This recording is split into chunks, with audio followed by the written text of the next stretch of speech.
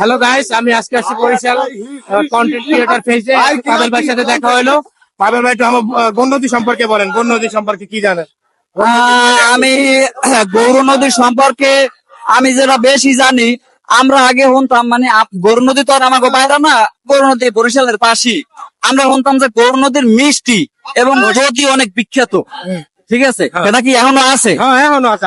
জিবরে পানি আয় এখনো আছে কেউ? যাই হোক, এই আইটিএসি শিগগিরই গৌর নদী দই আর ওই মিষ্টি খাইতে, ঠিক আছে? বরিশালের গৌর নদীর দই এবং মিষ্টি কিন্তু কিন্তু বিখ্যাত।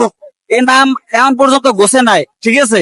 আমার জানা মতো আর বসবেও না কোনোদিন। আপনাদের সবাই খাওয়াত বরিশালের বাইরে যারা আছেন, ঠিক আছে, আইয়েন গৌর নদী। আর এই ভাই বরিশালে ভাই গৌর নদী গোলাম রাব্বি, ঠিক আছে?